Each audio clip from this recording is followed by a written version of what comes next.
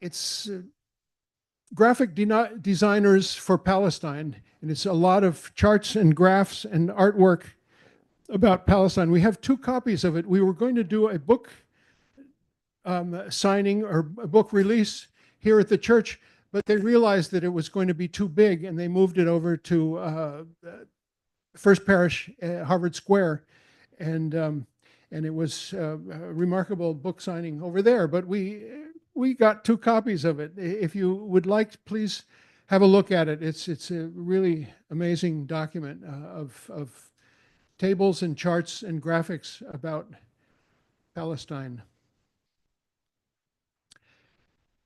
We are ready to start. We want to say that beforehand that we had 2 presenters who were going to be with us, both of whom are not able to be with us for different circumstances that that will become apparent someday and explained.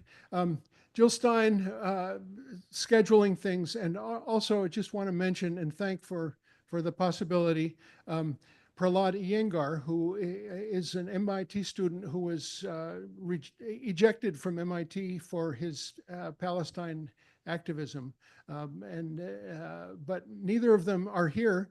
But what we do have is, on his 3rd visit to Community Church, Miko Peled. And we'll find out more about Miko when he is up here with us. And it's just, I am so in debt to these 2 books, which tell the story not only about Israel, Palestine, but also about the effects of that conflict in the United States and what happened to the Holy Land people and what seems to be happening here now. Before bringing Miko up, I want to celebrate one more incredible joy, which is about Mosen, who was a Columbia student and was released. And I was going to show you a video of his release speech, but we didn't coordinate it, so it's not going to work. And it's about 6 minutes, which will deprive of us of 6 minutes of Miko. But I urge you to look at that. I think it's on Vermont Public Radio, and it's such a beautiful declaration. Mosen Madawi, who was on his way to a U.S. citizenship interview. He was all studied up on his United States civics, and was ready to take the interview, and he was arrested and spirited away. Luckily, a judge kept him from being flown to Louisiana, and another judge ordered his release. And it's just a beautiful thing to watch. Mosen Madawi,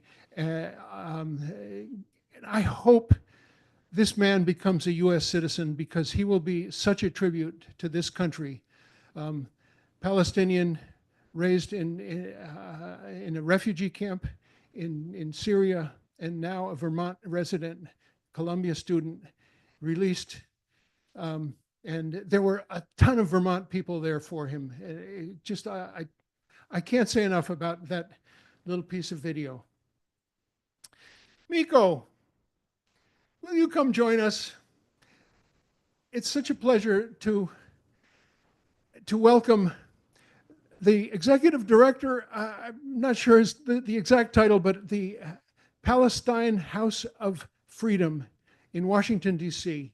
And that's his most recent title. I'll add author and humanitarian and activist on behalf of Palestine. Miko, God, it's just such a pleasure to have you again with us. It's great to be here again. Thank you. If you'll put that up to Do you want the mic? Yeah. near you. I'll get closer to the mic. Here we go. Just pull it up. I think it's fine, right? You can hear me? Yeah. I think we're good. And from the time you were last here, Miko, you have become the director of the House of Palestine, the Palestine House of Freedom. Yes. And I think we should start by just riffing on what a beautiful thing it is to have that right on Pennsylvania Avenue, right in the dungeon of the dragons. And The belly of the that beast. Yeah. statement, that bold and brash statement. And Yeah. we like to think of ourselves as the same in this day and age. Yeah. And so Well, tell us. first of all, thanks for inviting me and thank you all for coming. It's a beautiful day out there. So it's nice to see that people are willing to be inside here and talk about Palestine rather than be out there on a beautiful day and so much happening here in Boston today. So like I said, it's wonderful to be here again in this space. So I noticed over the years that I've been living in DC, I moved to DC around 2017, that there is no presence for Palestine in Washington, D.C., a city that has every flag under the sun, diplomatic missions, cultural missions, all kinds of international missions, and all the flags from all the countries but one. And it wasn't an accident. This was, of course, by design. And if you don't exist, and this might be symbolic, but if you don't exist, if your flag is not there, if there's not a building with your name on it that's dedicated to a particular country, then you don't exist. And that's just the way it is. So it began as an idea to find a space that is centrally located, high profile, where we can display the Palestinian flag and put the name Palestine on the building. And that in itself, of course, is a challenge because, real estate is expensive. And how do you find the building and on and on. And so this is an idea that has been developed over several years. I've been talking to all my Palestinian brothers and sisters, all the leaders of the grassroots movements in Palestine, throughout all of Palestine. And finally, last year, almost exactly a year ago, we landed a space. It's about 5,000 square feet with a big courtyard.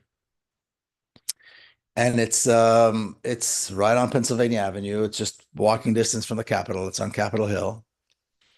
And we had a ceremony. We put up a flag. We unveiled a sign that says Palestine House of Freedom and Dar al-Hurriya in Arabic. And it's become, over the last year, it really became what we wanted it to be, which is a center, a hub for Palestine activities. So we hold our own events as Palestine House of Freedom, but there are all these other wonderful Palestine related organizations that use the space as well. And even this weekend, I'm not there, but there have been events taking place that are hosted by other organizations. So we do some events that we host, some that we collaborate with other groups, some that other groups just use the space because we all work together. And it's just very rewarding to see that, like you say, to have a space, such a high profile. And that's the other thing, the high profile was important. There are other Palestine related organizations in Washington and around Washington. But their names are all acronyms. And then the word Palestine is always hidden somehow because they're concerned, understandably. We want it to be out there in their face, like you can't miss it. You see the flag, you see the name. Palestine exists here in Washington, D.C., or there in Washington, D.C. And to that end, we were, thankfully, and thanks to the help of a lot of wonderful people, we were able to do that. If you look at our website, PalestineHouseOfFreedom.com, you'll see our mission is very clear. We decided that we don't want to hide or cover or somehow censor the objectives. And the objectives are to bring about a free, a liberated Palestine on all of historic Palestine with equal rights and the right of return of the refugees. We don't want to hide any of that. That is the mission. That is the goal. And as a Palestine-centered place, that is the objective. The objective is to liberate all of Palestine and to replace the apartheid state with a free, democratic Palestine from the river to the sea. And I don't know if you'd be amazed, but I'll tell you that I still get people saying to me, well, do you have to say the word Palestine? And do you have to say free? And do you have to say river to the sea? And it's not me saying it. I work for the Palestinians who are fighting for this. you know, if you look at our website, we have a list that we call members. These are kind of the founding people that stood behind this idea. And about half of them are all the major figures in the grassroots movement in Palestine to liberate Palestine. People that are on the ground every single day, dedicated their lives, and in many cases sacrificed their lives or the lives of their children. Um, and again, they do this at enormous cost for this. And this is what they talk about. This is what they are fighting for. So we're just there to represent that. We're working, like I always say, I work for them as an institution. We take our orders from them. In fact, I was on the phone just now on FaceTime with Bassem Tamimi, who's well known as figure, and he's a lifelong friend of mine. And this idea that we have this space in Washington that is not censoring, that is not compromising on the mission, on the name, and on the objectives is very meaningful. So so I've been very happy to, very lucky to be able to do that. I think it's the most important thing I'll ever do. And to put everything that I've done and all these people have done for so many years and give it a face, right, like you said, right in the belly of the beast, right on Capitol Hill, right on Pennsylvania Avenue. It's very gratifying, and the work, we have our work cut out for us. I always say it's a little bit like trying to climb Everest barefoot. That's really what we're trying to do, especially in Washington. I'll say one more thing though. What's interesting in Washington is when you walk down the streets, you see a lot of people wearing keffiyehs. Like the pro-Palestine sentiment on the street in DC is incredible, and more than any city that I've seen. I travel quite a bit. You don't see that kind of solidarity in any other city that I've seen. Not in London, not in LA, not really. Um, at the same time, in the Capitol, it's all congressional offices have the Israeli flag plastered on them. Congressional offices in the Capitol have the Israeli flag. It's that the support for apartheid and for the genocide is so obvious in that space. So what we're trying to do is take this incredible energy that exists on the street and find a way to plug it in to the Capitol, to the places where the decisions are actually being made.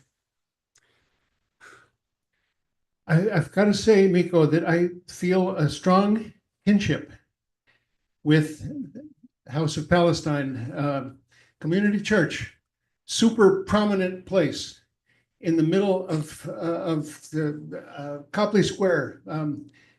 We sometimes have called it sort of a thorn in the side of capitalism, and we've flown flags that have gotten us into trouble sometimes, and it would be almost an amazing thing if we had a tenant who was something akin to a consulate of Palestine, which is maybe sometimes what you feel like in a position like that. But it's interesting that it's not necessarily always been that way for community church. We have a history that goes back to 1920, and in early days, very Zionist history. 1948, our minister was named Donald Lothrop, and he gave a talk that received a lot of attention. It was called "Christianity and the Hope of Zionism," and they were deeply involved in all kinds of other social struggles. And as a speaker series, that was sort of not an official position, but definitely had that, 1948 as an objective, I would say. Then 1950s, it evolved a little bit. We had a speaker named Dorothy Thompson. I don't know if you know that name, but she was a very prominent journalist, bureau chief for Europe of several New York papers, and had a column in the Ladies' Home Journal and a couple other places, and also affiliated with Zionists. But 1952 travels to Gaza and starts telling some truth about Gaza, immediately is totally blacklisted, almost akin to the other blacklisting that was happening at that time, which was against anybody who Communists, was yeah. suspected of communism and McCarthyism. But this Right. was a different censorship that completely lost Yeah. her work as a journalist, and she gave a couple of speaking tours and spoke here. We have several books about her up in our library, and but that's a little bit of our history.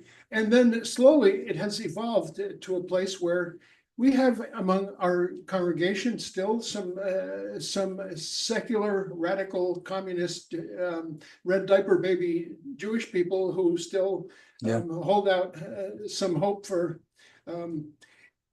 Israel's right to exist, sort Yeah. of thing. And, Well, it's interesting. it's a really interesting Yeah. history to this church as it evolves. It's interesting the way Zionism succeeded. First of all, I mean, Zionism initially was a Christian idea.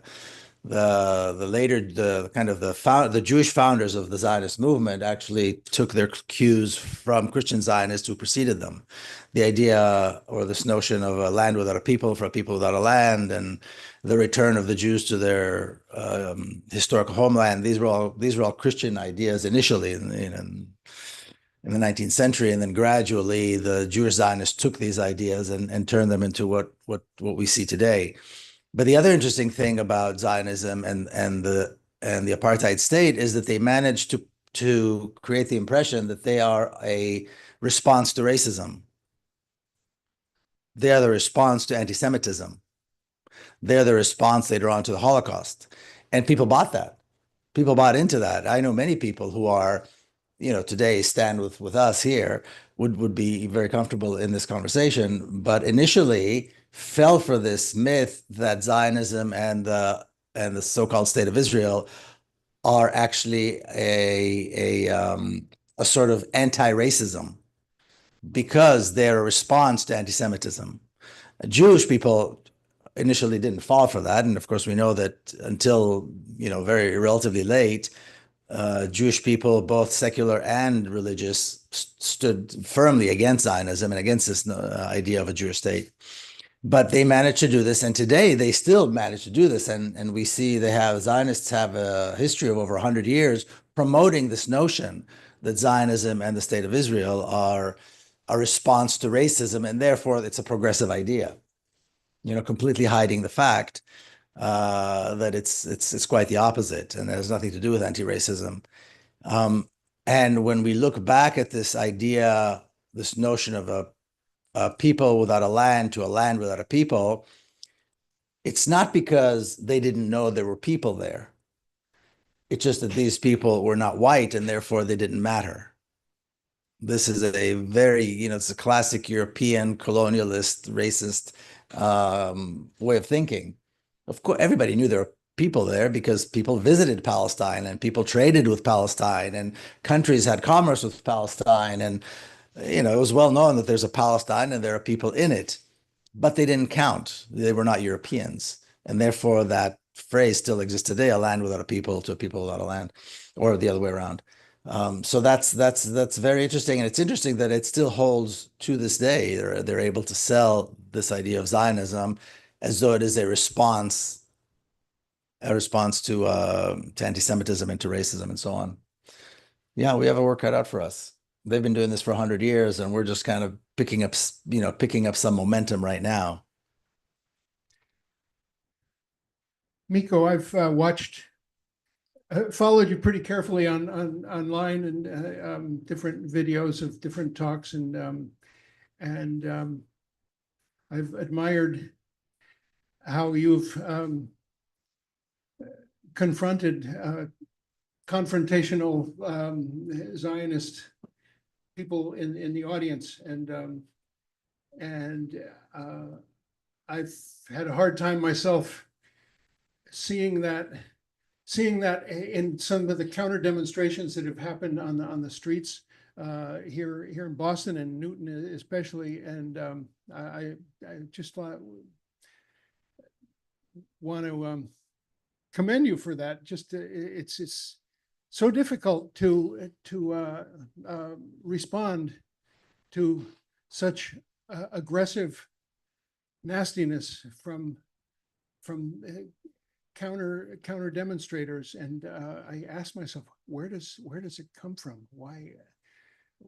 It's this deep well of just darkness that I just have trouble understanding. I wonder if Well, I don't think a healthy mind is capable of understanding racism and violence. There has, it's like a disease. It's like it's a sort of a madness. If it's impossible to understand it unless you're infected with it, and that's really what it is. I remember being at Columbia last year when the encampment was going on at Columbia on campus. I went to visit, and you saw the encampment, and then after that, I saw many other encampments around the country, and it was the same thing. The encampment was really a representation of it was the finest representation of humanity one could imagine. It was unbelievable. These young people, many of them, in some cases in Colombia, there was a very big encampment, and the tolerance, the discipline, the calm, the generosity, the sense of, the diversity. You had people there of all faiths. The diversity was incredible. And then while I was actually at Columbia, which was the first encampment I visited, there you saw there were provocateurs coming in trying to provoke. There were Zionists who were coming in intentionally to create problems. And I have very low tolerance for that. And thankfully, I wasn't part of the encampment. I was just visiting. So of course I didn't do anything. But the way they handled it, the way they controlled it was absolutely, incredible. The way they isolated the person, the way they had their own people who took care of it, the way the person was, eventually, had to leave. There was no choice, and there was no confrontation. Then that day, there was a massive Zionist protest outside the campus. And as we left, I was there with a friend, and of course, we're in keffiyehs. The violence, the vitriol, the hatred that was coming out from that protest, from the Zionists marching. And you just saw this wonderful display of humanity on the inside, and this racist, violent expression, which was, like you say, it's impossible to understand, comprehend, especially when you see the two extremes. But that's who they are. That's what Zionism is. It's a deeply racist, deeply violent ideology that produced a genocidal regime that has been, destroying Palestine for almost 100 years. That's what it is. And so that's why this is who they are. That's what Zionism is. There's no kinder, gentler version of Zionism. They do have a few spokespeople who know how to, pretend that it's really something else. They always have. That's why they were so successful. But inherently, that's what it is. And the expressions of violence that we saw on campuses throughout, enormous violence, and what you've been experiencing here, that's Zionism. And that's exactly what's happening in Palestine. That's what's been happening in Palestine from the very beginning. So we really shouldn't be surprised when we see this. We need to expect it. I'm surprised that when it doesn't happen, because that's who they are. That's what Zionists are. And I don't know if you saw, but at UCLA, for example, when the Zionists were attacked the encampment violently, extremely violently, all the heads of the university of UCLA were just a couple hundred yards away, watching it live, and they did not step in to stop it, and they did not step in to defend their students. They allowed it to happen. They were there. They saw it live, just a few hundred yards away, which of course is very telling. And that's the reality. This is why we are where we are. That's why they're able to commit this this insane slaughter of human beings in the Gaza Strip for over a year and a half, and they're getting away with it. And you said something about the Gaza Strip, and initially what was ignored from the very beginning about Gaza is that it was created, and it still is, a concentration camp. It was established as a concentration. Of course, it's turned into a death camp now, but it was always a concentration camp. And we're talking about 3-4 years after the end of the Holocaust, after the Nazis were brought down, and the genocide, the apartheid, and the creation of the Gaza concentration camp were allowed to, to commence. Just a few years after terms like, legal terms like genocide and crimes against humanity, became part of international law, the world allowed this to happen. Right in Palestine, 3-hour flight from Berlin. I mean, this is a 4-hour flight. I mean, very, right in the center of our, what I'm trying to say is it wasn't some remote place that people didn't know or couldn't see. It was right there in front of us. And it was allowed to continue. It was allowed to commence, and now it's been allowed to continue. But it was a concentration camp, and it still is a concentration camp. And exposing that in the 1950s, of course, is very costly, because nobody wanted to admit that Zionism was not this wonderful anti-racist movement that established this wonderful refuge, place of refuge for Jewish people, but it was, in fact, an expression of racism and violence of the worst kind.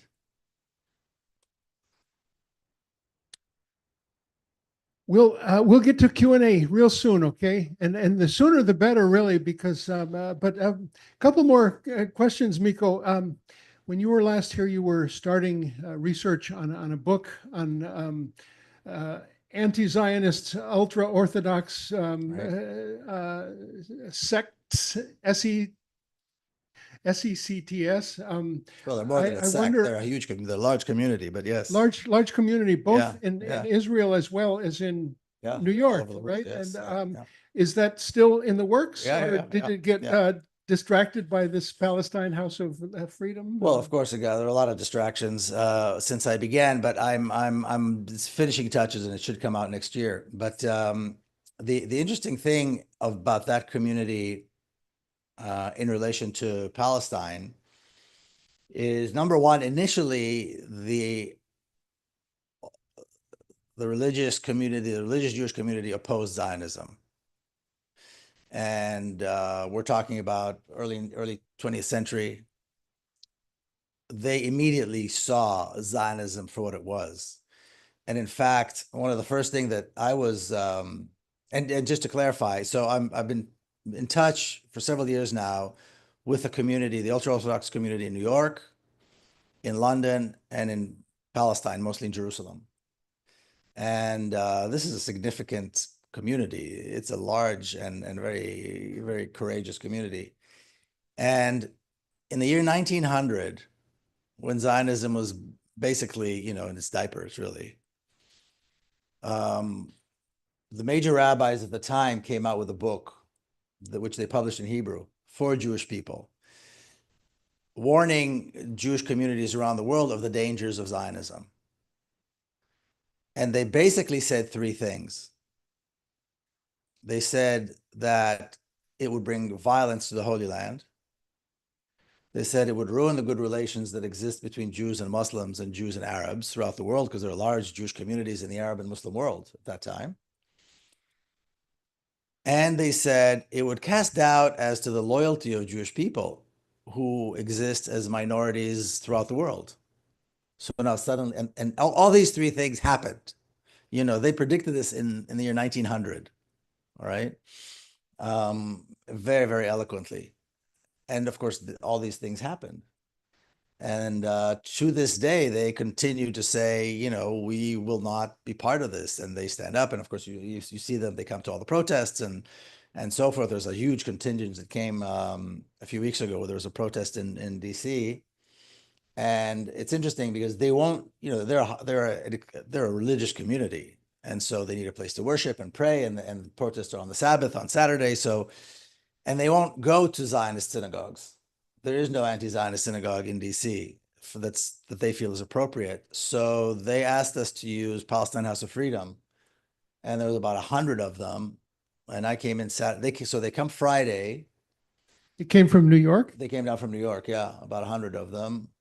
Children, adults, older, the entire real interesting, just the entire community, or entire representation of the community. And I walked in Saturday morning, and it was like walking into a there we go.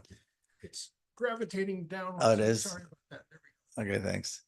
It was like it was Saturday morning. They do their worship, and it was just an incredible sight. And then when it came time for the protest, they got their gear and off they went to the protest. And they came back, and they were there till late Saturday night when they were able to drive back.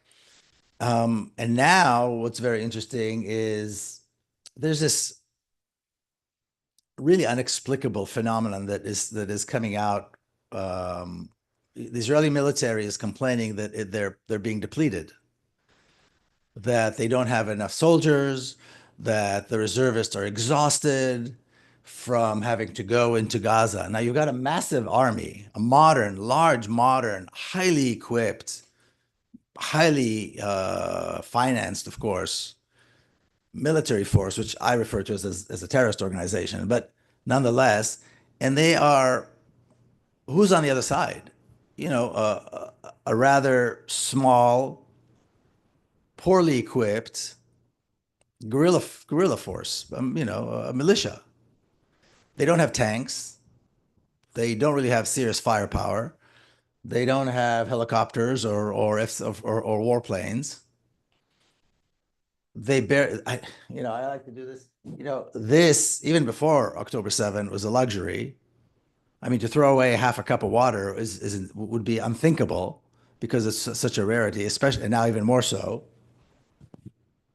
And it's the larger army that's complaining that they're being depleted.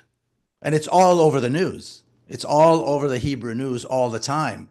And these reservists are coming up and saying, we're exhausted. We can't do this anymore. We're spending hundreds of days and that's on top of the regular army, right? Now, the ultra-Orthodox community has always refused to serve. And now there are close to 40,000 draft age, able young men that the army wants to draft, and they're saying no. And it's become an incredibly hot political topic. And they are out there protesting, saying, we will not serve in your army. And there are these confrontations because Zionists, especially young Israelis, come up to them and say, how can you be, you need to carry some of the burden and you're, and all this. And, they say, the Palestinians wants to kill you too. And, don't you want to defend your country? And the response is, we didn't want a state, you did. For us, the land of Israel is a place to worship. It's not about sovereignty for us. It never was about sovereignty. When, historically Jews pray for the next year in Jerusalem, they're talking about worship, not sovereignty, not occupation, not ethnic cleansing. This was your idea, not ours. Don't come to us now that you have a problem with this. And you see it, it's all over the news, all over the Hebrew news, these confrontations. And they scream and they say, we will die, but we will not serve. We will die and we will not serve in your army. And so for me, growing up as a young Israeli kid, of course, Israeli kids are taught to hate Arabs and to hate Jews, basically. These Jews, those Jews, because they burn the Israeli flag, because they don't serve in the army, because they are, and of course now I see that in a very different light. But this is who these people are, and that's who this community is. And I'll say one more thing: the community, especially the one in New York, what's known as the Satmar community, which is the largest, the largest of that community, the largest part of that community, their parents, their families all perished in the Holocaust in Auschwitz. They're Hungarian Jews. So these are not, it's not only that they're an anti-Zionist, probably the largest Jewish anti-Zionist group in the world, but they are also descendants of the Holocaust survivors, and they were built by Holocaust survivors. In other words, it was survivors who came, who ended up in New York, and particularly one very well-known rabbi, a highly respected rabbi, who were anti-Zionist before the war, continued to be anti-Zionist after the war, and that's how that community was built.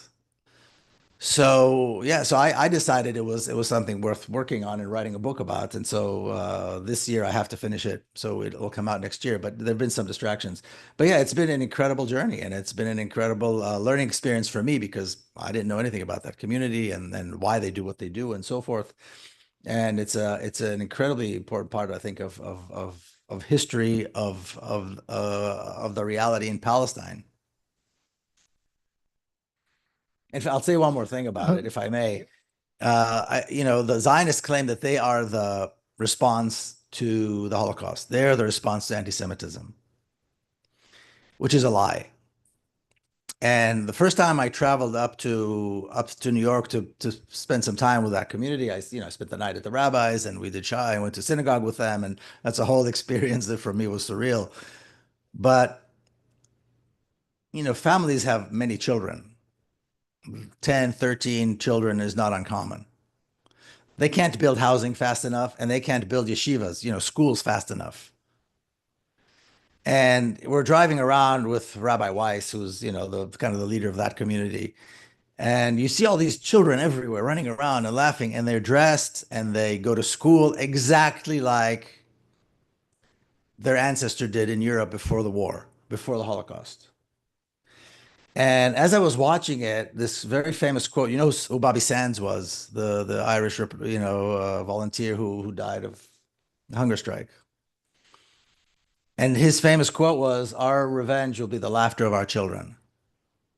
And when I saw those kids running around and laughing and looking and dressed and living the way their forefathers did in Europe before the war, I thought, that's it. This is the revenge. This is the answer to the Nazis and the Holocaust and anti-Semitism. The fact that they were able to survive, and now they've built an incredible community and they continue to be who they are. And so I'm thinking of maybe making that the part of the title of the book, and giving credit, of course, to Bobby Sands with this wonderful quote. And then just this vision of these, and when they came to DC, a couple of weeks ago, we have a big courtyard. So as the adults are all praying and worshiping, they're out there running around, the kids, and they look just like pictures of, Jewish communities before the Holocaust. And I thought that would be kind of a tribute to Bobby Sands and also a tribute to that community. We have here some amazing activists and people we'd love to hear from. As a transition into a sort of a Q&A and conversation, I'm sure we have some folks online that would love to have some conversation with you. We often transition with a song, which I will sing here a cappella. It's written by my friend Tom Pacheco, and it's for the people of Gaza. Have you ever been homeless? Have you ever been lost and you know where your home is, but you can't get across? Do you dream of the orange groves where your grandfathers lived? Do you suffer such sorrow that it's hard to forgive? Cry, cry, cry as the refugees wait. Shut your eyes to the sorrow, shut your eyes to their fate. Try, try, try, they just won't go away. May the Palestine people have a homeland someday. I'll just sing that one verse. Tell you that we depend on your largesse to keep this place going. There is a basket on the way out, and there is also a email sign-up sheet. We have a bunch of great stuff coming up in this month. One that I failed to mention is Professor Jorge Cuellar, who is talking about, he's from El Salvador. He's a professor at Dartmouth, and will be talking about the new El Salvador, what he calls carceral state. And the new fame, my passion for El Salvador was about activism and defiance in the face of imperialism. And now El Salvador is famous for Gulag prison that you can send people to and they'll never get out. So that's Professor Jorge Cuellar in 2 Sundays from now. Also in July, we're having a special program, a reschedule of Omali Yeshitela, who is the leader of the Uhuru National Party. I don't have the exact name for that, but who was arrested and his place in St. Louis shut down for supposedly pro-Russian activism and activities. He flew to Russia once, or something like that. But we will hear from him in July. It's the second weekend in July. So on that note, let's open it up for conversation. Here we go.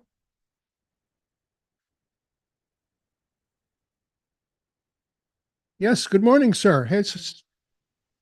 First of all, I'd like to correct the historical record of the church. I go back with this church from 1966.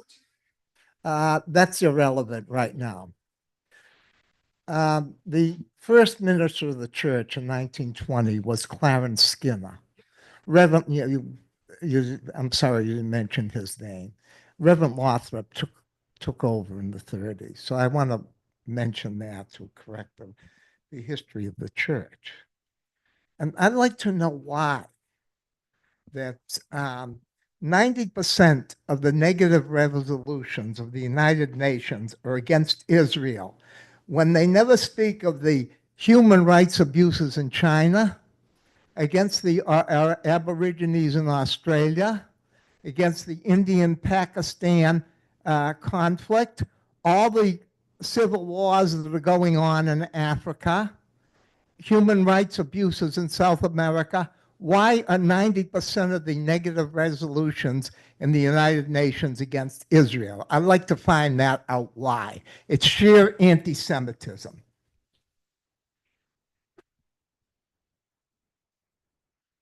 I'm not a spokesperson for the United Nations, and so I don't know that it's my place to answer that. I don't believe it's anti-Semitism, but I don't speak for the United Nations. That's a good way of getting out of it. But that's the truth. The honest to goodness truth.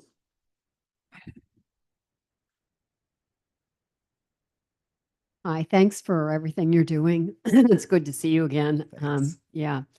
So, are you concerned about the Trump administration in any way impacting your organization? And I'm kind of also interested in the people who are on the ground back in Palestine. I mean, I am concerned about them. I saw Iso recently. He was here. He spoke in Cambridge. And I wonder if you can talk about how there, if in any way there's support that can come from the United States for those people. The word concerned. There's I don't know if you saw the movie The Irishman. It's it's with Robert De Niro and Al Pacino and all that. It's kind of a mafia movie. And there's a scene there where the two of the characters are sitting and talking, and then there's a voice, then there's a pause and there's a voice kind of over explaining and one guy's telling the other guy that he's concerned. And then the voiceover says, when somebody says they're concerned, they're very worried. And then they keep talking, and then he says, I'm actually very concerned. And then he stops again. And he goes, when they say they're very concerned, they're desperate. So concern is a very small word. I think what we're seeing here in this country is far beyond concern. In terms of our organization, I mean, there is the threat of the nonprofit status being taken from the nonprofits that relate to Palestine. That's a real threat. Whether or not it happens, we'll see what happens once it happens. Implementation, of course, is another thing that we have to see.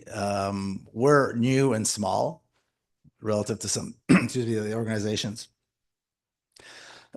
Excuse me. But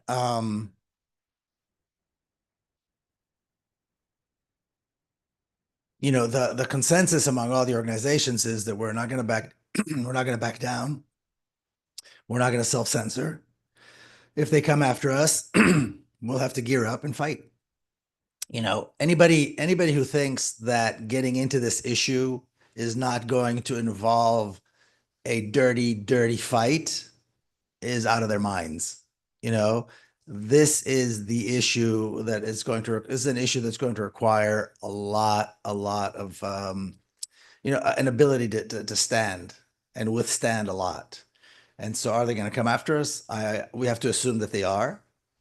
I think what we're seeing on college campuses is just the beginning. It's just the tip of a massive iceberg.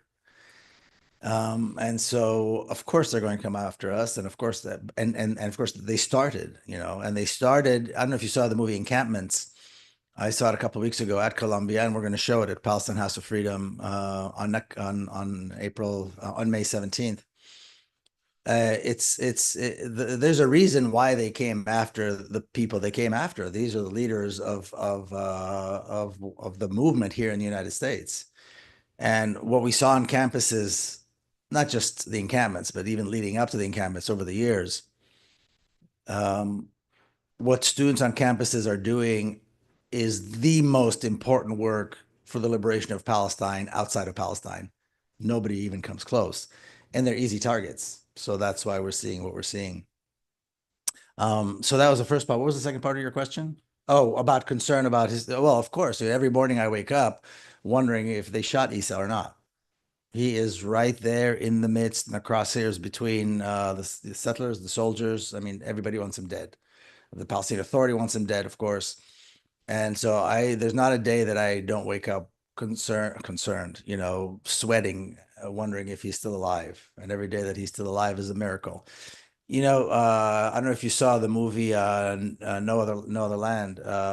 And so kind of the main guy in the movie went back to Palestine, and he was attacked. And in a way, I was thinking, it's easy enough to give him an Oscar and then send him back to the war zone. Why is nobody protecting him?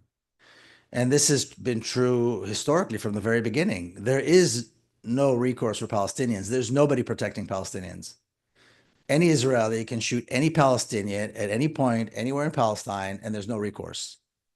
It's completely, there's nowhere for them to go. There's nobody for them to turn to.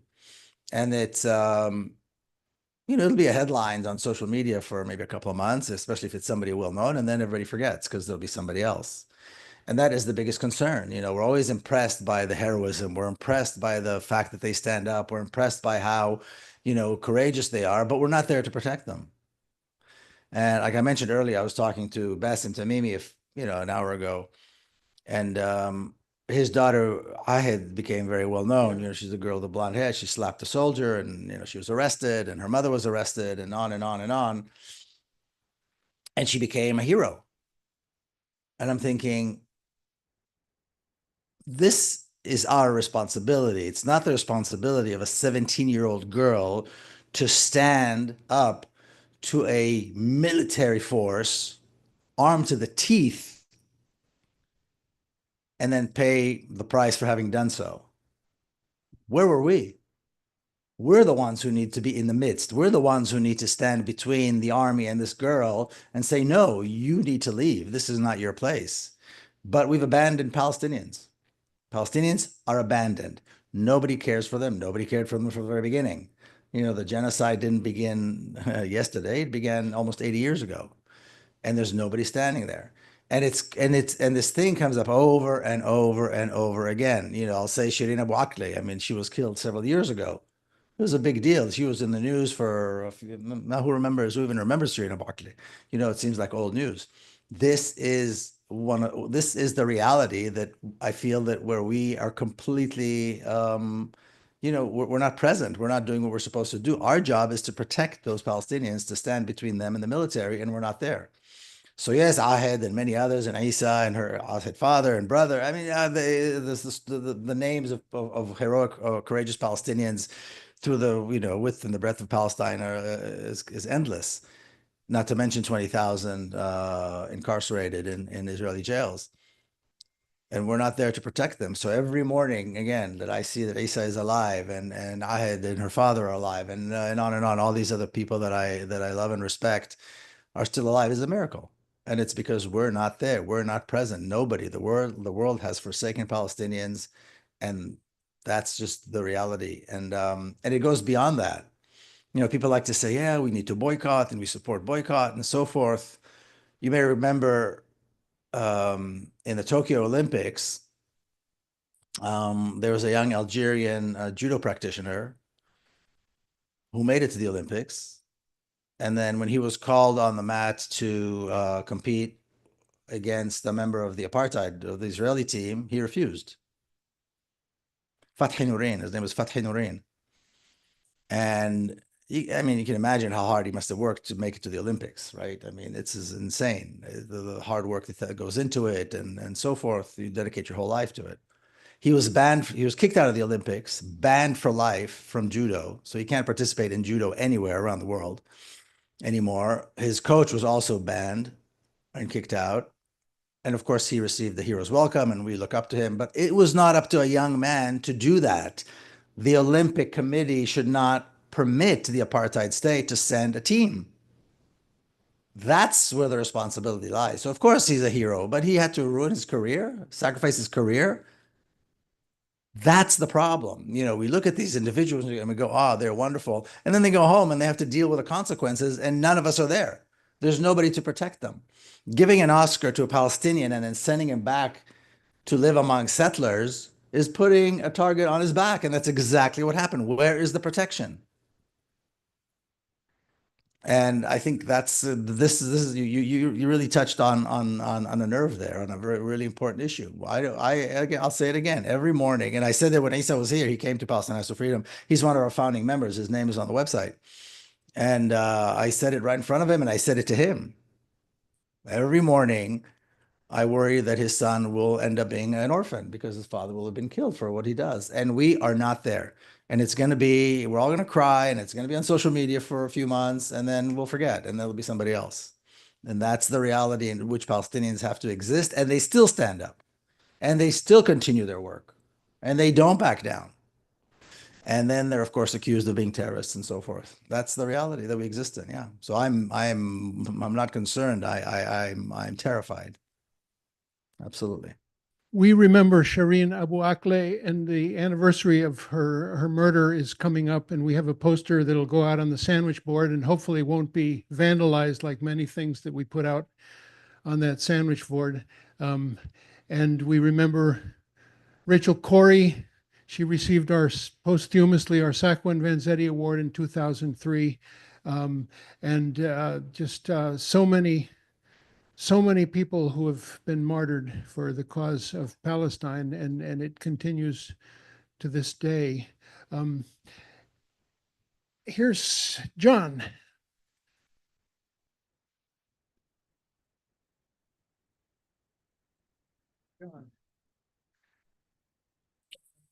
Mr. Peled, I really appreciate all the work that you've done and all the sacrifices that you've made in your life. And I look at you as a role model.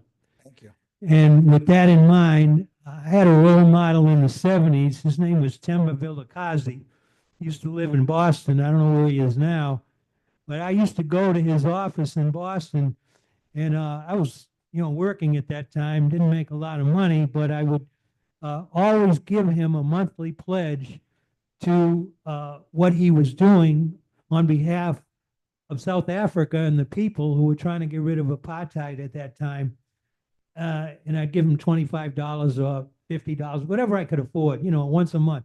So as a member of the general public, I would like to support the Palestine House of Freedom and support you and your efforts in getting rid of apartheid in the state of Israel. And so I want to make a monthly pledge. I want to give you, support.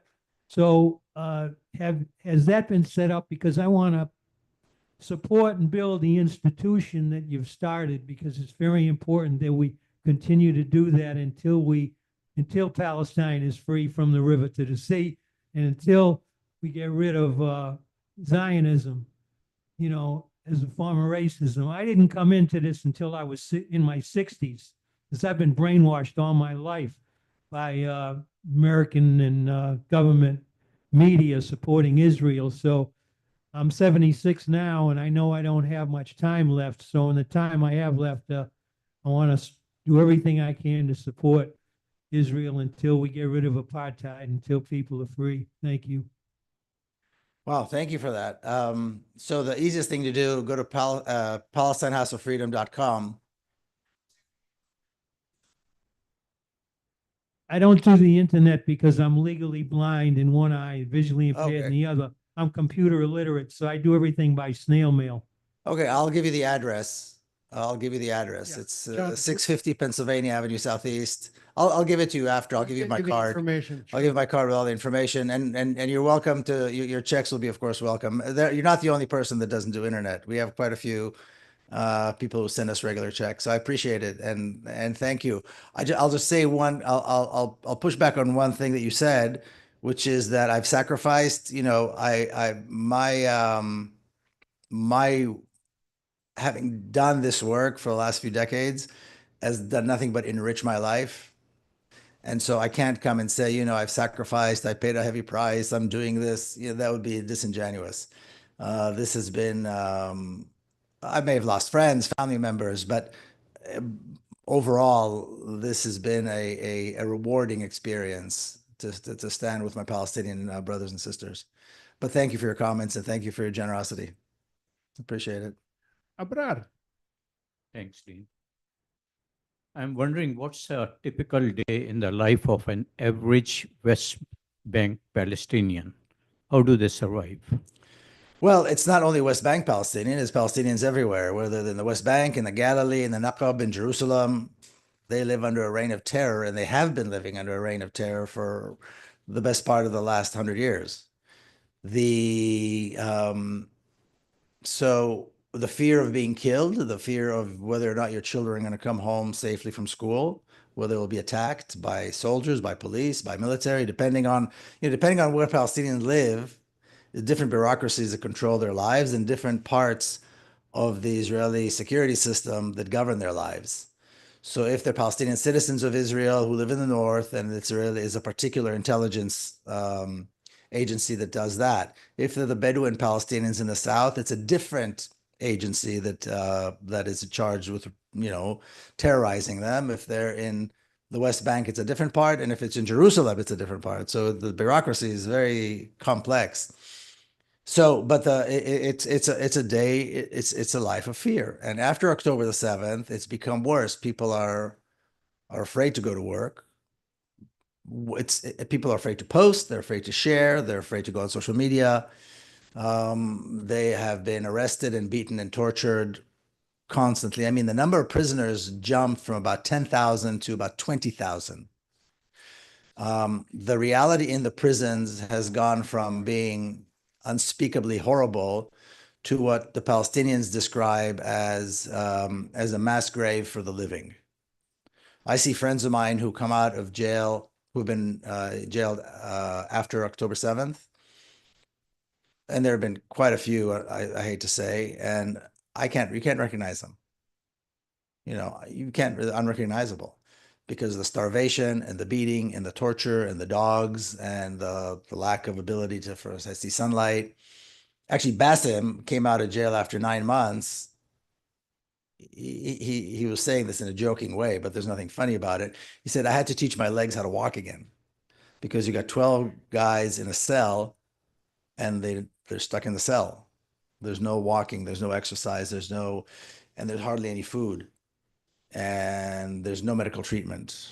And so it's horrible. So, and when they come out, of course, their family members see them, and you don't know if your son, your father, your sister, your mother are going to be next. It's a constant reign of terror that Palestinians live under, regardless of where they live in Palestine. So the fear of being killed, beaten, of losing your job, and on and on and on. It's just unspeakable, unspeakable. Wait, hold on. Let Dean run this. Yeah, let Dean. Miko, I'd like to ask about the 10,000 or so Orthodox Jews that you mentioned. You said that they say that they're there to pray, not to support a sovereign nation. And I'm wondering, are they there to pray for the family of mankind or for the chosen people? Well, they pray to the Almighty, they pray for the Almighty. There's this, the end vision, as far as I understand, is that all people will come together and worship and live in peace, and then and their swords will be turned into plowshares and that sort of thing. So they pray according to their to their tradition. But it's far more. It's not 10,000. We're talking about hundreds of thousands here in New York. We're talking about a huge community of many tens of thousands in the UK. We're talking about probably close, if not to over 1 million in Palestine. We're talking about a very significant number of people. I'm concerned about the chauvinistic aspect. In other words, are they praying for everybody to become like Jewish, or are they praying for a diverse family of humans? Well, you'd have to ask them that. They pray according to the Jewish tradition. Yeah, that's all I can say. There, I mean, this is yeah. We have online Homer.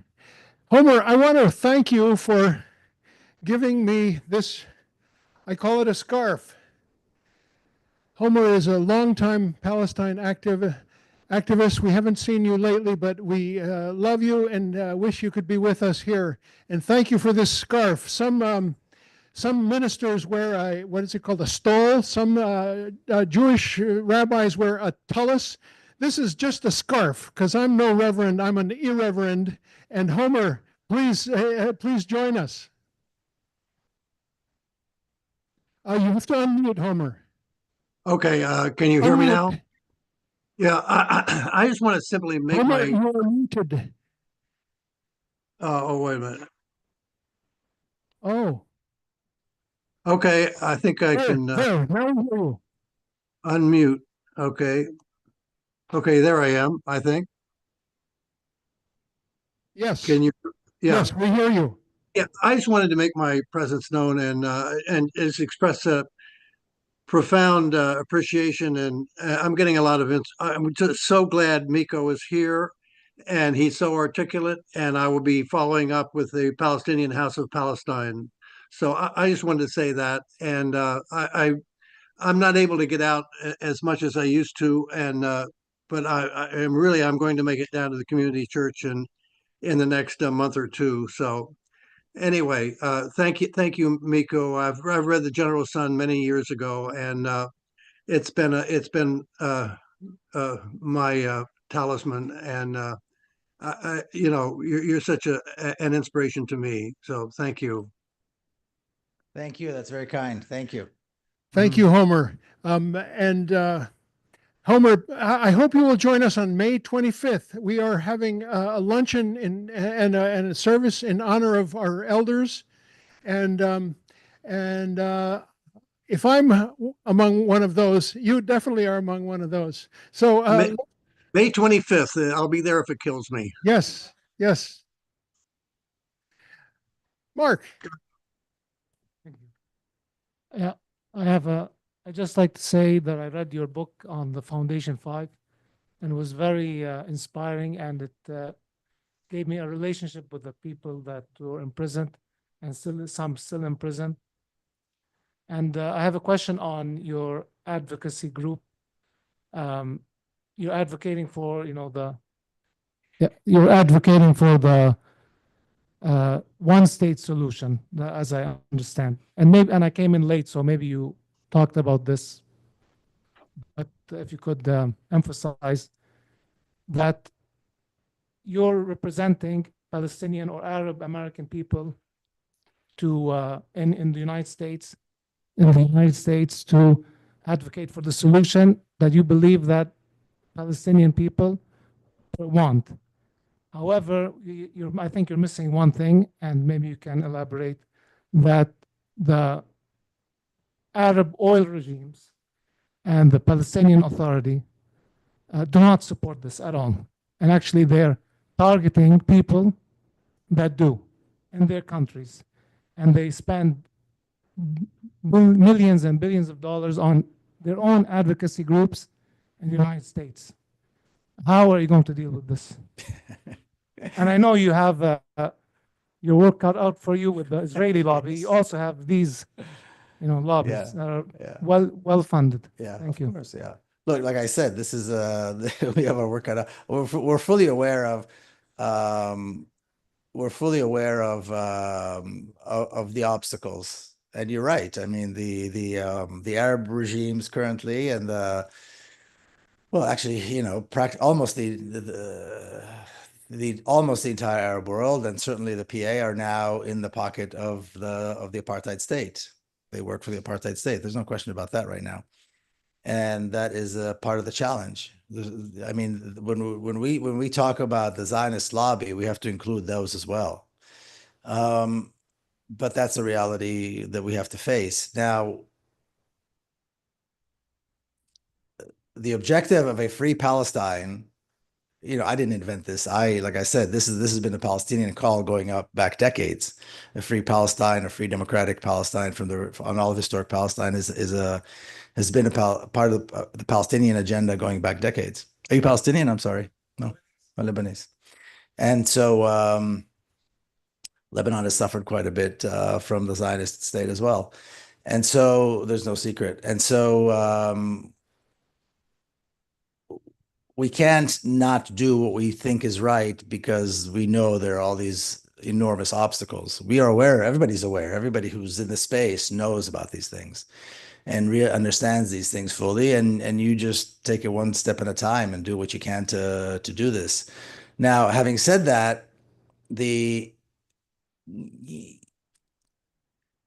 reality in the Arab states is diverse. I mean, I think to try to paint all the Arab states in one, with one brushstroke would be misleading.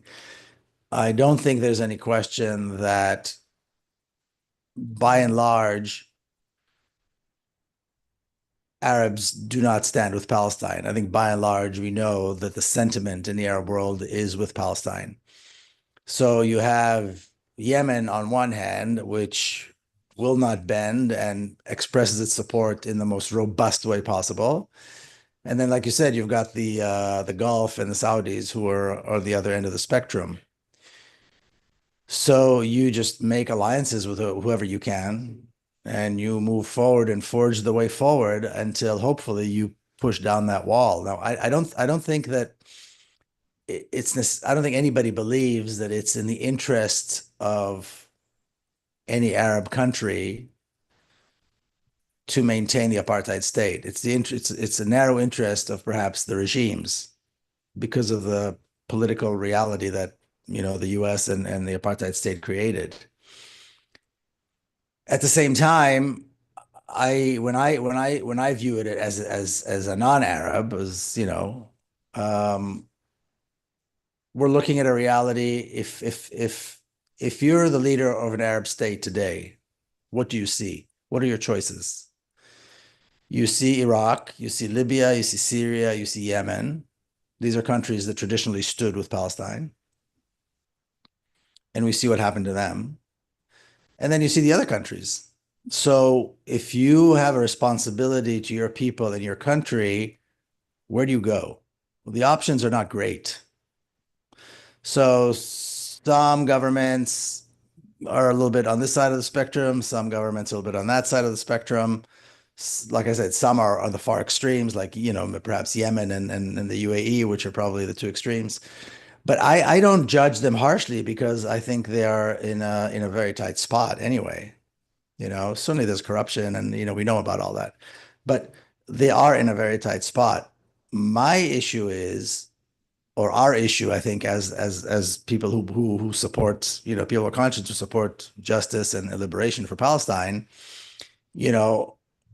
I look at the West, I look at Europe, I look at the United States. These are countries that can change their policy tomorrow. They could end the genocide. They could have prevented this genocide, and they didn't. So I believe that the responsibility and the blame is on that part of the world. I mean, look at Africa. Africa has what, 54 states? Israel has, I think, 45 diplomatic missions in Africa. And you'd think, with a history of colonialism, with a history of abuse that the Zionist state has in Africa, the support for some of the worst dictatorships and the collaboration of the killing of some of the leaders in Africa, you'd think, why would any African state want an Israeli mission in their state, right? But these are for these countries, these are complicated choices. If you look at Colombia, Colombia is Israel's biggest consumer or customer for coal. And the president of Colombia announced that they would cut the coal supply. But what's he going to do with the coal? What's he going to do with the jobs? What's going to happen to his economy? So making the declaration and then actually enforcing and then actually implementing the decision, these are two different things, and it becomes very complicated. So countries that have this kind of reality imposed on them, certainly we want to see everybody come out and reject the apartheid state and support the liberation of Palestine. But again, we're looking at the West as the main culprit. That the Zionism came from there, and the genocide of the Palestinian people is fully supported. In fact, they're complicit. It's more than just support. So that's really, I think, where the thrust of our effort needs to be to bring about change there, because that's where the decisions are being made that allow the genocide to continue more than anything. So it's not a clear answer, obviously, and I don't think there's like a clear, right and wrong here. There's lots of shades of gray. But there's no question where the responsibility for the genocide lies, where the largest support for the genocide comes from, and it's in Europe and it's the United States. I want to take this chance to do a little plug. We happen to have 30 keffiyehs that were donated to us by Linda Cohen of Olive Branch Fair Trade, a beautiful store in Martha's Vineyard. We have some of her products here at the church, and she donated a whole box of keffiyehs. We're trying to figure out if these are from Hebron or not. I can tell you. Give me one, I'll tell you. Miko will know. There's usually a label. I know this gentleman had a question as well earlier. Yeah, we have one other question. Mark mentioned the Holy Land Foundation. And I want to tell you that we have these T-shirts that whose artwork is one of the Holy Land defendants who are still in prison. Shukri Abu Bakr drew this beautiful map of historic Palestine with the colors of the flag in the form of an olive branch and a red sun. Beautiful T-shirts. We have them in several sizes from Shukri's daughter Nida, and let's see. The next question is Susan, and we'll get to everybody, I hope. Go ahead, Susan. One of my real mentors in the world of pro-Palestine activism, Susan Nye. Yes, I get to say I corrupted Dean. Isn't that great? Yes. I'm so happy that you're here. Thank you. And I was going to ask about the Holy Land Foundation people. Maybe you've already touched on that. But the other question I wanted to ask is, I really believe that anyone can transform their thinking about anything. I know I'm frequently disappointed about that. But I was wondering if you could talk about your transformation to your solidarity with the Palestinians. Is there any one or several points where the scales fell from the eyes and you realized what was really going on? Sure. Well, we didn't talk about the Holy Land Foundation, so do you want like an update about what the status is? So, two of the five received 15-year sentences, and they're both out of prison now. The first one, Abdurrahman, he was released and he went back home to Texas and couldn't get a job, couldn't start a business, couldn't travel. He never even traveled here in the end, right? He was supposed to come. Basically could do absolutely nothing because he's not only a felon, but he's a terrorist. So he couldn't do anything. And eventually he had to leave this country. The second one, Mohammed al-Mosen, he was kind of the elder of the five. His naturalization process was interrupted by the trial. So his family went, he was released, his family went to pick him up, and when they were there to pick him up, they were told, no, sorry, he's going into an ICE facility. So he was taken to an ICE facility for a year and deported, and he's in Istanbul. And both of these guys have family here. Their families are here. Mufid Abdul Qadir, he received 20 years and he's now in a halfway house. He was just released to a halfway house. So he should be free soon. And then the other two, Shukri Abu Bakr and Ghassan Ilashi, they got 65 years. And I don't know that there's any president in sight that's going to be willing to pardon them or anything like that. So I said this to them because, we talked about this quite a lot. They will be released when Palestine is free and all Palestinian prisoners will be released. That's it, because they are political prisoners because, they're Palestinian political prisoners. So they will be released when the other ones will be released. And they know this. I mean, they know they're political prisoners, and thankfully they are strong. Nida was here, right? And his daughter, and she's a wonderful advocate. And I mean, both of their families are actually all of their families are remarkable people. And they do everything they possibly can for their fathers. And we just need to work hard to free Palestine so that they, along with all the thousands of Palestinian prisoners in Palestine, are free. This is the reality. And it's interesting. They're actually in a prison, and all those other thousands that I mentioned are also in prison. But really, Palestinians exist in a maximum security prison. People have this tendency sometimes to say, well, they need to free themselves. Well, they're in a maximum security prison. Their ability to engage, their ability to fight, their ability to liberate themselves is limited, and that's an understatement, right? And the apartheid state learned from all the lessons of other regimes that fell. They learned from the British in Ireland, and they learned from the South African apartheid, and they learned from all of these, and they've really tightened their game. So for Palestinians to organize, for Palestinians to come out and fight, and again, I'm not necessarily talking about armed resistance. I'm talking about people like Isa Amra, who's the biggest champion of unarmed resistance in the world, is impossible. So we have to stand and do what we can for them. Now, granted, we take our cues from them, of course, but we need to get our act together to dismantle that prison. And I'll say one more thing about that, if I may. The language that politicians and mainstream media and so forth like to use when they talk about Palestine, they rarely say Palestine. They say the region or the Middle East. They talk in terms of stability, democracy, peace, security, and the contradiction there, not to say the hypocrisy, is that all the investment is made in the obstacle to those things, which is the apartheid state. In other words, certainly security, certainly stability, certainly democracy. These are things that are completely possible completely possible in Palestine. In fact, that could have been the reality a long time ago.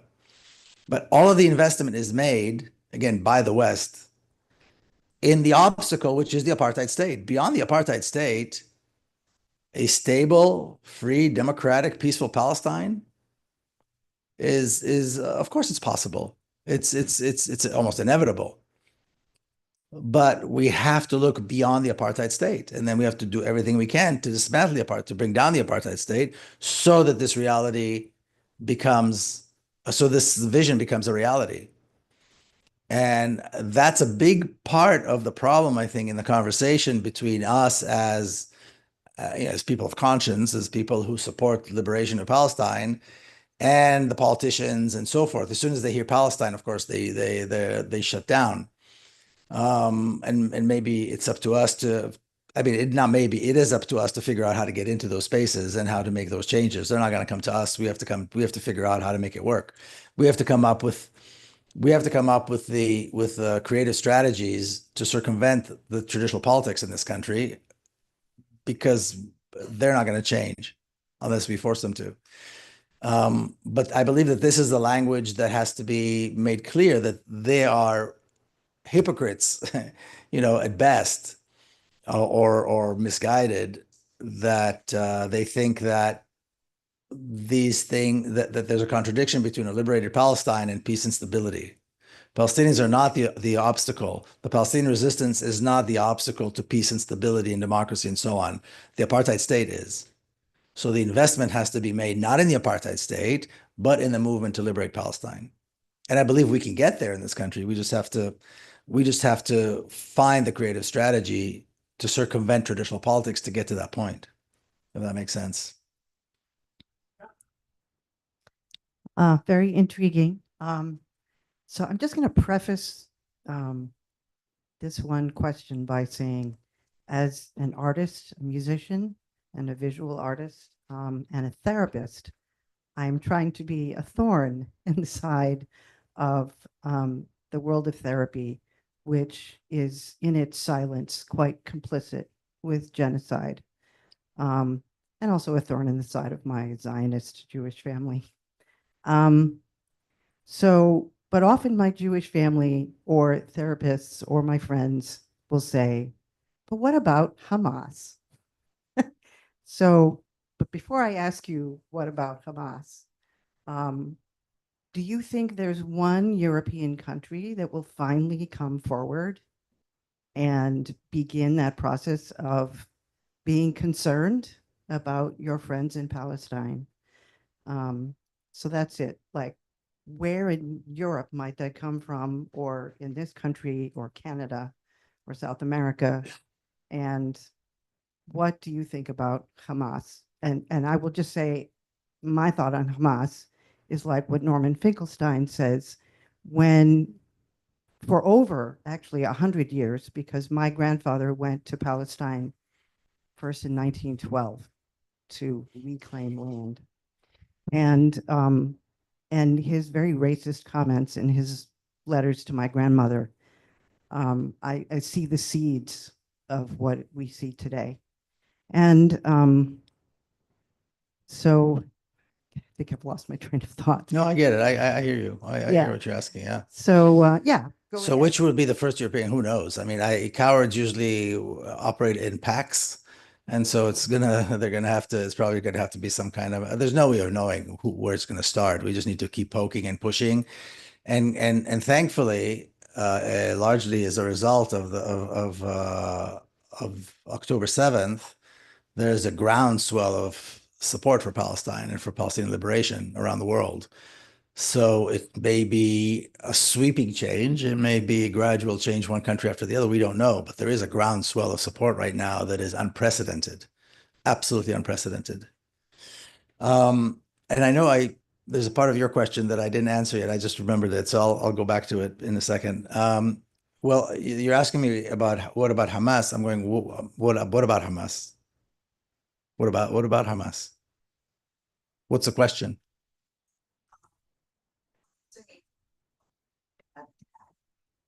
Yeah. They'll say the attack on October 7th. as, starting this war, right? But I, as a person who's a therapist, who knows that when people are abused and abused and abused for decades and decades, so I mean, did anybody have any expectation that the Palestinians would not rise at some point? exactly. I mean, I don't understand the nature of the question. What about, I mean, I don't know. Again, I don't understand. What do you mean, what about them? They rose because they've been oppressed for all these years of living in a concentration camp. And I don't know that I would necessarily pin this on a particular movement or another or political party. The Palestinians rose because Palestinians have been oppressed. And if you want to talk about October 7th a little bit more, once again, fighters came out of one of the poorest and most oppressed and most surveilled regions in the world, where, like, again, I'll say this is a luxury. This is a luxury. And they came out on October the 7th and they completely paralyzed the apartheid state like no one has ever done. They paralyzed it. Settlers who were running from the north to the south, from the south to the north, they basically liberated half of Palestine before they were pushed back. They took over 20 settlements. They shut it down basically for a very long time, and the apartheid state has not recovered. In fact, things are getting worse and worse and worse. And so they managed to do all of that. And once again, I don't know if people remember or realize this, but October the 7th, 2023 was exactly 50 years and 1 day after the beginning of the 1973 war, where two major armies surprised the state of Israel and caught it, unprepared, and showed it to be both the army and the intelligence services to be completely incompetent. Of course, they were not able to do and accomplish what the Palestinians from Gaza were able to do, which is really shut down the apartheid state and create complete chaos. And again, the chaos is getting worse. The reality within the apartheid state is complete chaos. So again, people say you should condemn them. People say, what about them? I don't know what condemn what. What's the question? What about them? They did whatever. Now, again, we all remember, and if we don't, we should, that there was the March of Return, the Great March of Return, where Palestinians were shot like fish in a barrel by snipers, and we know how that went for the Palestinians. And we see other attempts by Palestinians to resist that, again, are met with massive force.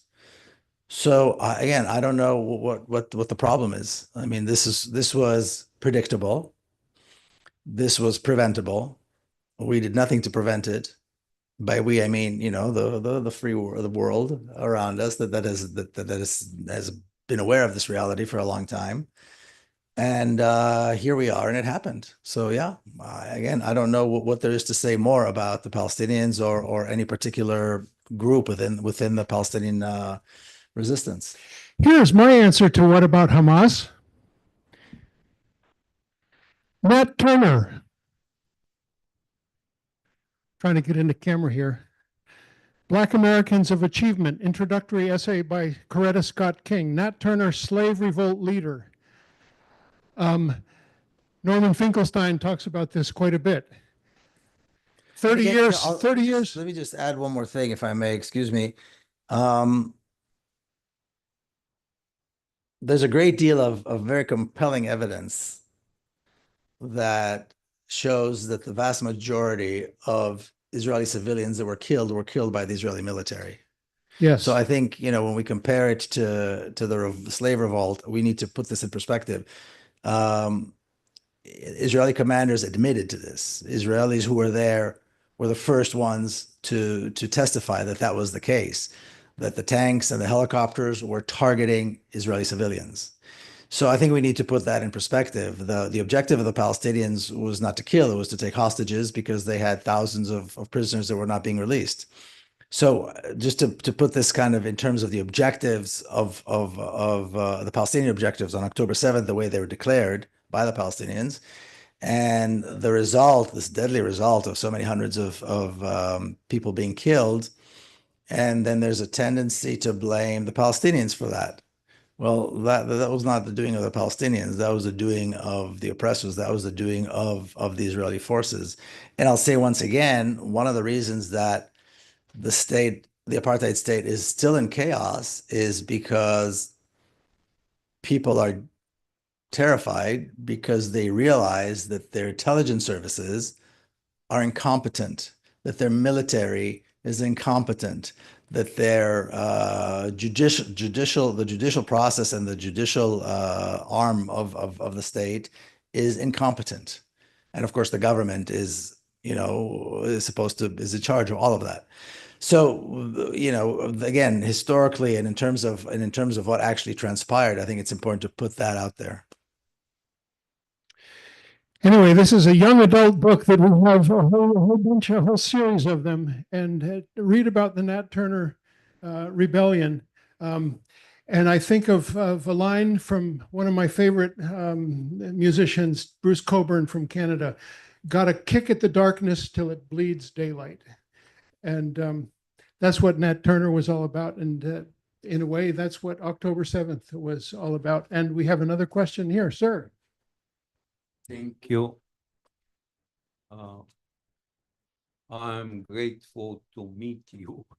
I have to confess, I came on a bicycle from Concord, also for Jill's time, but she's not here. You know what anniversary was in Concord and Lexington on the 19th? I do not. 250 anniversary of the beginning of the revolution. Oh, okay. So I have walked all over the world as a peace activist, including all over Israel and Palestine. Where are you going? But I made this sign for that anniversary because the day after was Easter, and both in the Orthodox and in the Western churches, the same day. Right. So that is,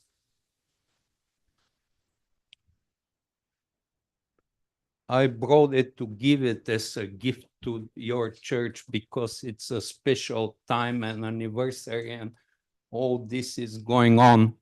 So originally in this life, I'm from Bulgaria. And Bulgaria was able to save all its Jewish people during the Holocaust. So just to give you an illustration how divided things are, I lived the longest in Southern California in Orange County, all the 80s and early 90s. I had a friend, a rabbi, who was from Bulgaria. He had started a Reform synagogue. They had 3 daughters, 2 of them moved and had their families in Israel from California. Their son had studied in Tzvat and like a rabbi, long story. The rabbi passed away in 2014, but his wife, we were some of the longest friends there with them. She removed me from her Facebook list by sharing things about Palestine now. And I had walked to visit their 2 daughters in Israel when we walk all over. So, and here, even in Concord, the divisions and Israeli, I don't know if she's Israeli, but Jewish lady put first 1,400 flags across from the library in Concord, little Israeli flags for those victims. I spoke with her when she started putting. Now they have put 1,200, she says, because like you were saying, several hundred were killed by the Israeli military, not by Hamas people. So, and next to her, the next house, now on the anniversary, a lady decorated it a lot and put signs, muskets against musk, and all kinds of things. So Concord is so divided for these 250 years. I wanted to ask you the sense of the people in Israel, like you keep calling it apartheid state, Zionist state. Tolstoy had said to say a Christian state is an oxymoron. Any state is form of violence and force. So they are all absolute. This freedom in this world and oneness of humanity can come only when borders and countries go eventually. So how the people in Israel feel, because I've met Jewish born from Israel all the way in New Zealand, and they say we left, we couldn't live in such an apartheid state. But the ones that are there, that are, I'm sure, spiritually kind of a base people, how they can feel with all the wall and all these killings and all this, how they can continue, or the young people. You asked something about the prisoners before, about the cell. How many people asleep? That was how they sleep. Yeah, that's an important question. Please ask that question. What was your question? I was wondering because I have not been in prison for, like an activist. I was in Egypt put because, long story, Yeah. entering from Israel into Egypt. But if they're 12 standing in a small cell, how they sleep then? No, they have the cells have 8 beds. So 8 people have yeah, they have bunk beds, but the rest are on the floor. And they're freezing to death every night. It's very cold. So they can barely sleep. And the bathroom is in the cell. It's a very small cell. And the doctor that was head of the hospital, they're torturing. Yeah, he's in a completely, the torture is daily. The beating and the torture is daily. The dogs come in, and the dogs are muzzled, but the muzzles are made of hard steel. So they hit the prisoners with the muzzles. So they have head injuries and broken and fractured bones as a result of that, and there's no medical care. So the inmates are just laying there injured, and forget it if they have in diabetes or any kind of disease that they need medical care for. They know they're going to die because there's no care. There's no care. So that's the reality. I promised I'd go back to the earlier question real quick about the transformation. One of the things I've been saying for a very long time is that deep transformation, at least in my experience and what I've seen, usually comes as a result of some terrible tragedy. In my case, that was the case. I mean, the beginning of my journey was, the biggest part, the biggest push was when my sister's little girl was killed in a suicide attack. And what we're seeing now, I mean, I can't tell you how many young Jewish people come up to me that have, as a result of the genocide in Gaza, have been transformed, and they're like, well, where do we go? What do we do? Our families, what do we tell our families? I can't tell you how many people did not go to Passover with their families because of this break with their families, because they've gone through the transformation. So there's no telling what's going to move people, but sadly, people are moved to a point where they're transformed as a result of that. And then, there's also your willingness to open your eyes. I mean, I was very fortunate because I developed relationships with Palestinians, and their kindness and their generosity allowed me to go through the transformation without losing my mind. Because coming from the family I come from, every crime you can think of that was committed in Palestine is, of course, talked about as an act of heroism. And my father, my grandparents, my uncles and aunts, the extended family, everybody was a part of that. So I had to go from, admiring them as heroes to realizing they're criminals, which is not an easy thing to do. But because of the generosity and the patience and of the Palestinian communities with which I was in touch, I was allowed to go through that process, and there was a lot of support, and so I was able to do that. But it's happening very quickly now with a lot of not only Jewish, but but young Jewish people come to me because they know my story and to tell me, how they don't know what to do with their families because their families won't speak to them. And in all honesty, my family won't speak to me either. My family, about 2 weeks into this slaughter in Gaza, they saw my posts and my commentary, and they notified me they don't want to have anything to do with me anymore. And my family is considered, at least parts of my family are considered to be quite progressive in terms of Israeli society. And going back to your question, I mean, there is no dissent. There's hardly any dissent. And I won't say no because there's always a little dissent, but their dissent is not acceptable. And there are a few young people here and there that stand up and protest and try to do things together. But there's the vast majority of the society, such as it is, supports. Yeah, a few small. I mean, the largest number, like I said, the largest numbers of people who refuse the military are the Ultra-Orthodox, and I think they're heroically standing up against this. And there are some, like secular, Israelis who do so as well. And there have been a few marches and so forth but there is no dissent as such. And really, one of the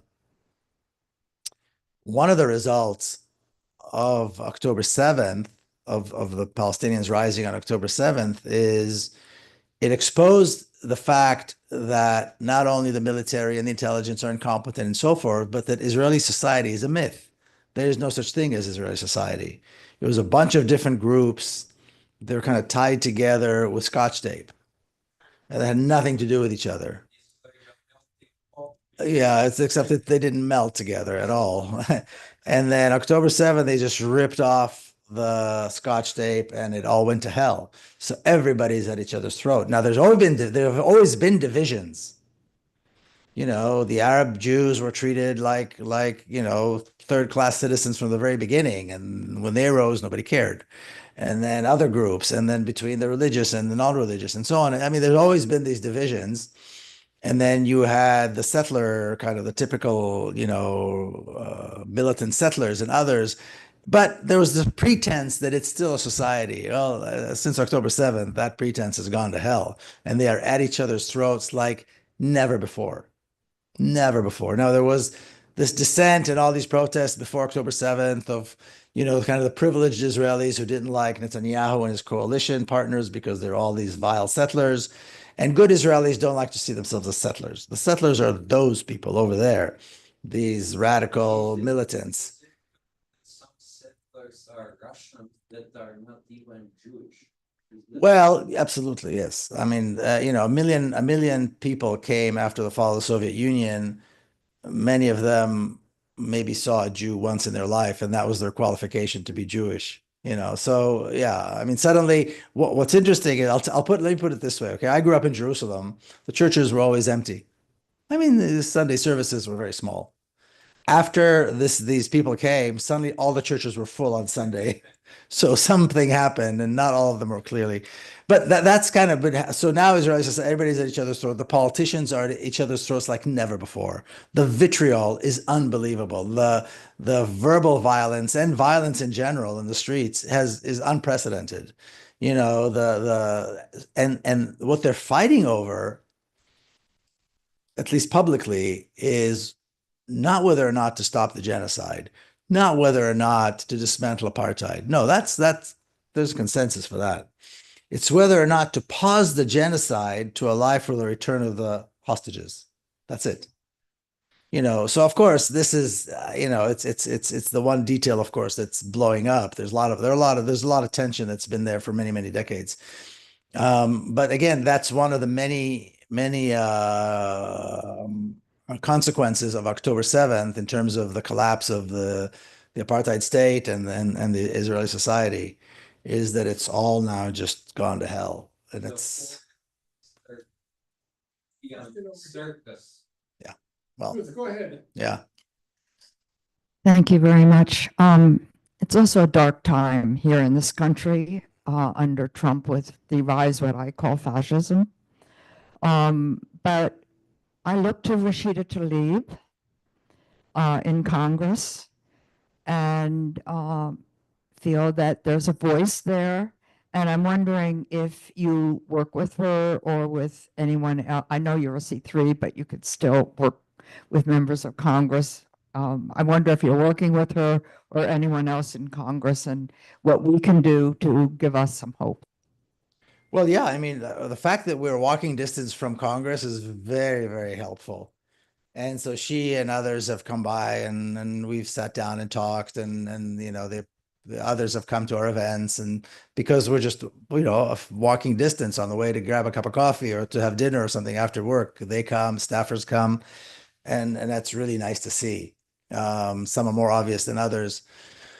And you know, DC's people are very connected. So if somebody knows somebody's staffer and the staffer goes, hey, let's go see this place. And so, you know what I mean? That kind of happens a lot. But yeah, I mean, there are, she's one, you know, ray of sunshine in a very, very dark place.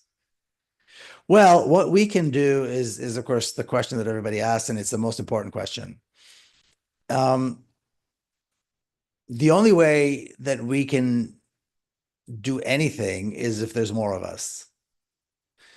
And so what we need to do is expand the circle. Talk to our neighbors, our family members, the people at our church, the people at our workplace. You know, we have to expand it. And it's not an easy thing to do because number one, a lot of times they don't want to hear it. Number two, sometimes people don't feel qualified enough to answer the questions, like what about Hamas and all of that? These are questions that people don't feel equipped to answer. So what we're working on right now, actually, at Palestine House of Freedom is kind of a program to train ambassadors, if you will, to train advocates. So if there's 20 people in the room, they can sign up. It'll be hybrid, so you can take it online, and it'll just basically give you a course.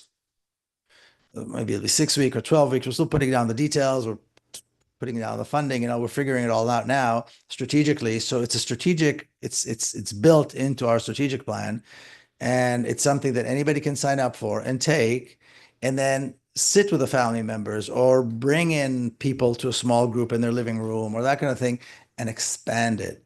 If we don't expand our circle, we're not going to be able to bring about the change we want to see. And to be honest, you know, at one point we were talking about, do we want to be a C4 or a C3, you know, all these different, and quite frankly, I'm not saying it's not important to do, but I think the vision that we have is to bring about a sweeping change. So it's not about a particular bill or a particular candidate.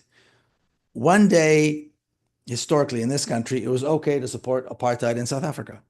You could do business with them, you could support it. The next day, it was done. You could be a racist, you could be a Republican, it didn't matter. If you did business with apartheid South Africa, you would be penalized. If you hosted an event and invited a delegation or a team, you would be penalized. It was across the board. It wasn't because of a particular bill or a particular candidate. It's because the movement was so sweeping that it just took over and that was it. And it was the same thing in by the way, in other countries, it was the same thing in Europe. And so although over there it was a little faster. So that's what we're looking for. And the only way to do that is to expand the circle. And the only way to expand the circle is for all of us to do the work. And so I think that is, you know, top three of the most important things that we can do.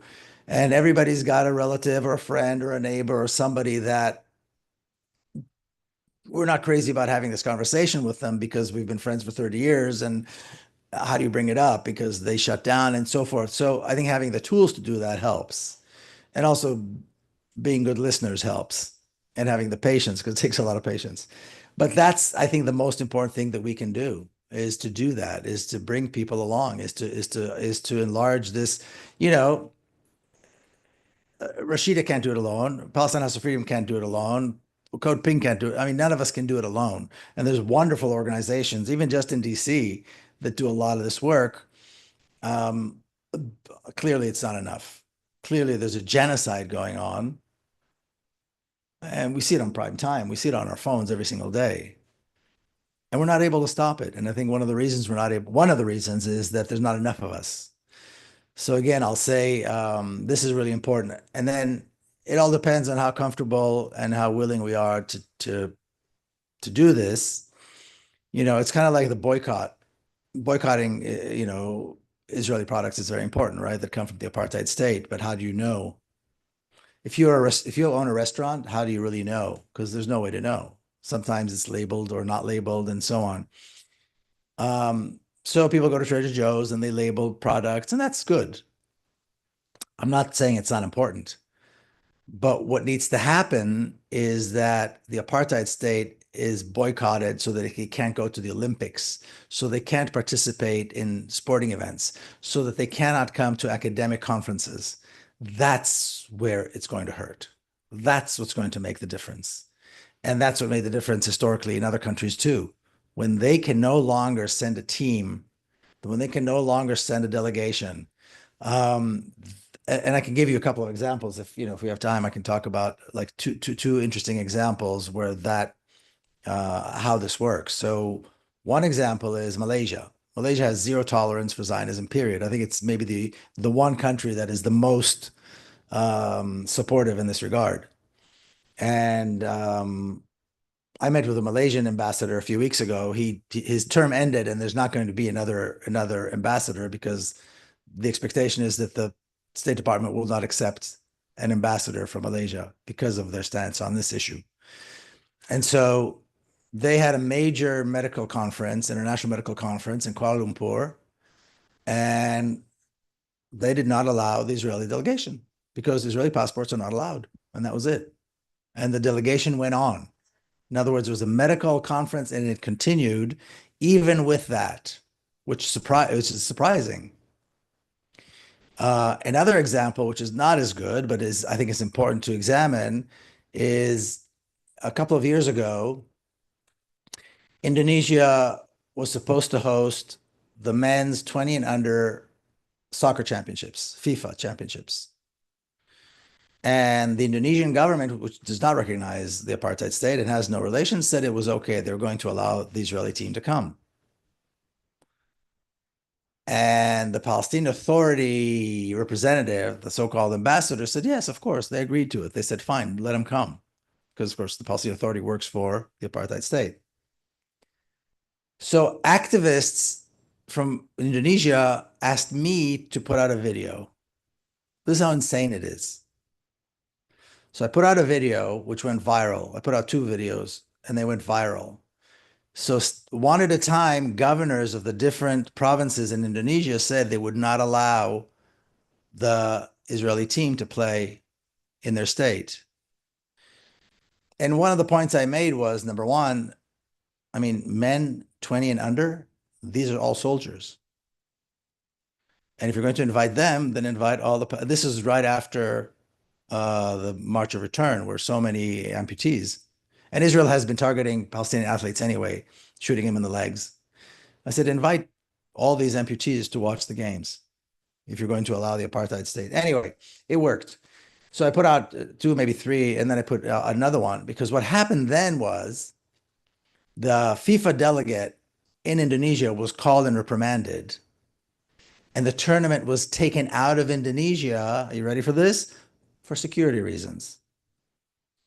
So the Indonesians were punished for this, and they lost an opportunity to have a big international, tournament like this in your country is a big deal. So they were punished. So then I put out a video commending them, saying, yes, you paid a price, but you stood up for the right thing. And, this is something to have, very honorable, that you should be proud of. But that's how this is happening right now. And so we need to push, again, the larger institutions to apply the boycott. Not buying the avocados and the Israeli hummus and all that is important. I'm not saying it's not. But the bigger institutions, FIFA, the Olympic Committee, the big colleges, and there's already, there's a lot going on in the colleges right now, continue that push to the point where they have nowhere to go, where delegates from the apartheid state are not allowed. That's really, I think, what's going to hurt. So again, going back to your questions, expand the circle and work, find, people who have influence and work on that, on boycotting, that aspect of the boycott, because that's the one that's going to make the difference, I believe. That's how we win. Security reasons, meaning that Israeli soccer hooligans would come and Well, yeah. and torment the streets, and Well, they distort what it's just security like means. Yeah, of course. that was such a horrible incident in Amsterdam. Just incredible, and that sports, maybe sports is where it'll happen first. Well, that was one of It's the one of just- the major things in South Africa. Yeah. Yeah. Miko.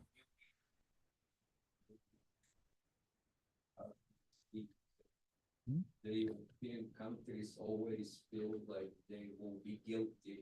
Yeah, well, the Europeans feel guilty for they now they're guilty for the Palestinians. What are you gonna do? You know? Miko, to conclude, I would like to give you a copy of our friend Linda Dittmar's book. It's called Tracing Homelands, Israel, Palestine, and the Claims of Belonging. It's a book that really influenced and affected me. And I wish I could have gotten her to sign it. This is a very It's interesting picture, by the way. So on the bottom here, I don't know if you can see this. This is Lifta. Lifta was the wealthiest of all the villages that surrounded Jerusalem until 1948. It was inhabited from the 7th century until April of 1948. And as you drive into the city, into Jerusalem, coming from the west, you see it because many of these homes, there are about 100 homes that are still standing. It's haunting. It's incredible. And then what we see above it, these are, of course, high rises, because all of West Jerusalem, of course, became Israeli, became Jewish. The ethnic cleansing of West Jerusalem was absolute. This was just days after the Deir Yassin massacre, which was on April the 9th. And then after that, they just took everything all the way leading up to Jerusalem. So it's a very interesting choice for a cover. You see, and there's one building here that was taken over by Israelis, one of the houses that was taken over by Israel. I think they turned it into like an Airbnb or something, or like a bed and breakfast or something. It's up here. It's got beautiful views, except what you see is all these empty homes. I don't know how anybody can go there on vacation. But this is very, very interesting. And I'm because this is I grew up in Jerusalem, and I remember when these high rises were built, and then the Knesset is right there. The book So is thank full you of for that. full of other Thank you. places that I'm sure you will recognize and know. And there's some organizations, Zokot, I think they're called, that actually take people on tours Zochrot. of Zochrot. Zochrot is a wonderful. I encourage everybody to check out Zochrot. Zochrot. It's an NGO, and that's their mission is to Zochrot means remembering, and it's the memory of the communities and towns and villages that were destroyed, and they do incredible work. And one of their guys, Omar El-Ghubari, is also one of our founding members. And their tours are incredible, and the work that they do is incredible. And they actually have an app, which is called, I have to look on my phone. I think it's called, I forget what it's called. Like But with maps. yeah, with a map. And so you can click on a space and it takes you to a place that no longer exists. The GPS takes you to a village and then it tells you what happened, how many people lived there, when it was destroyed, and what happened, what is going on there now. But their website is got every bit of information that you need about what was. And they also had a wonderful project, which is called Envisioning the Return, where young people went to all these villages and started thinking, okay, what's going to happen once the people return? Because the vast majority of the towns and the spaces that were part of the ethnic cleansing are still not inhabited. And so how will they be developed? How will the people return? What are the houses going to look like, and so forth? So yeah, Zochrot is an excellent organization. Not Zochrot, no. Yeah.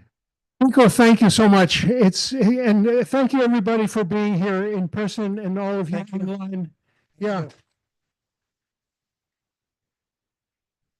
We have copies of Miko's books back in the back that he will sign for us. We also have copies of Linda's book, and another book called Remember the Liberty, Philip Nelson, and And a t-shirt for Miko. I won't forget that. I find a large size Shukri Abu Bakr t-shirt for Miko. Brothers, now our meeting is over. Susan, you have something important to impart before we conclude. Susan.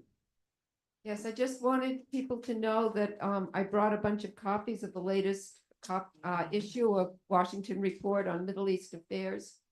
They're up there for the taking. It's an excellent magazine.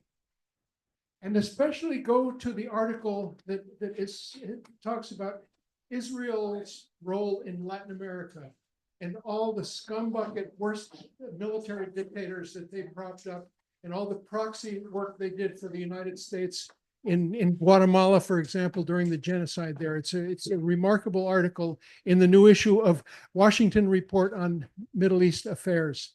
Another wonderful Washington institution, just like the Palestine House of Freedom and just like the Museum for the Palestinian People, that's also in DC.